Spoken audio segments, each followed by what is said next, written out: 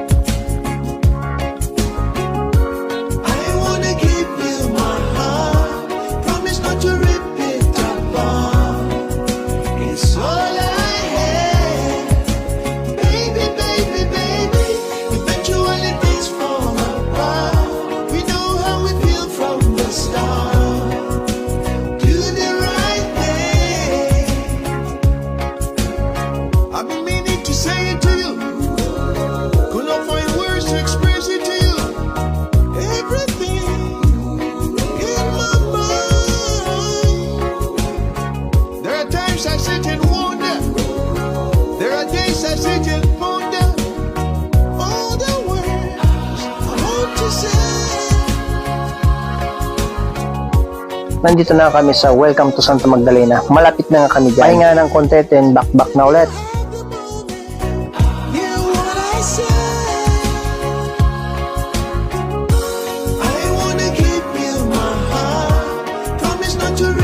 Narating na namin sa wakas, napakalayo pala nito. Sinubukan ko nga ipasok itong motor kung kaya nga niya dahil sobrang putik nga ng daan dito. Kaya trinay ko muna, tingnan natin kung maputik nga dun sa dulo pa. Nasa sa inyo naman yan kung gusto niyo ipasok. Mag-ingat lang kayo dahil madulas nga lang dito.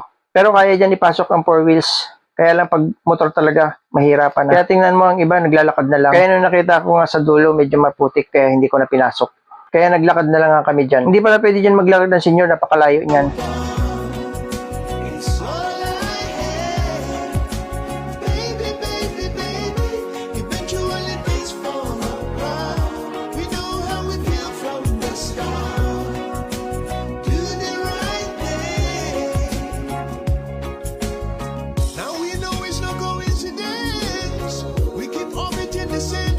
Meron pala dyan entrance sa bata 20 pesos. Sa matanda naman naisip bata 45 pesos.